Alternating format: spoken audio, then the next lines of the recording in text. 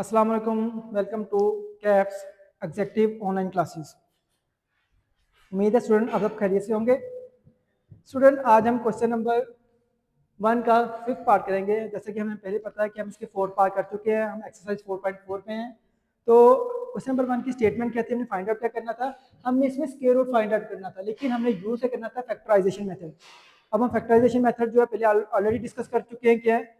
तो अब हम क्वेश्चन पे मूव करते हैं। तो हमारे पास क्वेश्चन की स्टेटमेंट क्या है, 200t² माइनस 120t प्लस 18।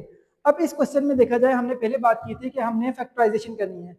तो हमारे पास एक फार्मूला होता है a minus B whole square A square minus 2ab plus B square. अगर इस क्वेश्चन में देखा जाए हमारे पास होल स्क्वायर किसी का भी नहीं आता, लेकिन कॉमन आ रहा है 200, 120 और 18 जो है वो 2 की टेबल पे आते हैं। तो हम इसमें से 2 कॉमन ले लेंगे, तो हमारे पास रिमेनिंग वैल्यूज क्या आ जाएगी, 100t² माइनस 60t प्लस 9। अब 100 जो है वो भी होल स्क्वायर में आता है और 9 भी होल स्क्वायर में आता है। इसका मतलब है जो वैल्यू हमारे पास होल स्क्वायर में आती है उसको होल स्क्वायर में लिख लेंगे, जो नहीं आती वो हमारे पास 2 के साथ आ जाएगी। इसका मतलब 100 हमारे पास होल स्क्वायर में आता है और 9 भी हमारे पास होल स्क्वायर में आता है। जो नहीं आता होल स्क्वायर में वो 60, तो इसको हम 2 के साथ लिख लेंगे। तो हमारे पास 100t² क्या हो जाएगा, 10t होल स्क्वायर हो जाएगा, और 9 क्या होगा, 3 का होल स्क्वायर हो जाएगा। बाकी क्या हो जाएगा, -2 10t और हमारे पास 3 हो जाएगा। जिसके बाद हमारे पास इस फॉर्मूले के अकॉर्डिंगली हम इसको लिख देंगे, हमारे पास क्या बन जाएगा, 10t माइनस 3 का होल स्क्वायर हो जाएगा।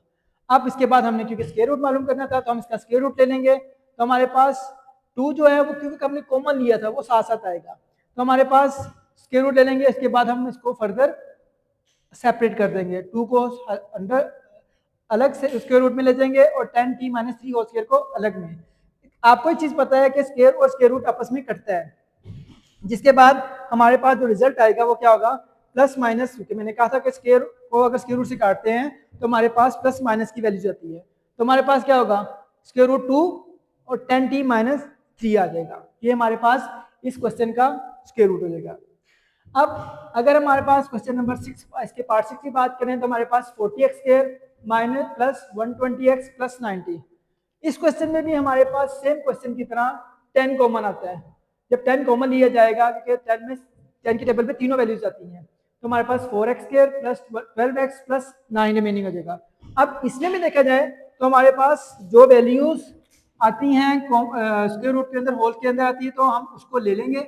जो नहीं आएंगी इसके मुताबिक वो 2 के साथ आ जाएगी। तो इसका मतलब 12x जो है वो 2, हम इस वैल्यूज को 2 के साथ ले लेंगे। अब हमारे पास कौन कैसे पता होता है कि जो a वाली वैल्यू होती है वो 2 के साथ आती है और b वाली भी आती है वो 2 के साथ। तो हमारे पास 2x b हमारे पास 2 के साथ आ जाएगा और 3 भी हमारे पास 2 के साथ आ जाएगा।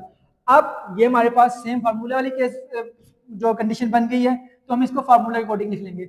10 हमारे पास क्योंकि इसके साथ आता जा रहा है बार बार, तो हम इसको साथ लिख लेंगे और हम इसको फार्मूला में लिखेंगे 2x प्लस 3 होल स्क्वायर। इसके बाद हमने क्योंकि स्क्वायर रूट मालूम करना है तो स्क्वायर रूट ले लेंगे और हमारे पास क्या करेंगे, 10 को सेपरेट स्क्वायर रूट में लिख लेंगे और 2x प्लस 3 को सेपरेट में। इसके बाद स्क्वायर और स्क्वायर रूट कट जाएगा, हमारे पास इसका रिजल्ट आएगा plus minus square root 10 plus 2x plus 3। Okay students, उम्मीद है आपको समझ आ गई होगी।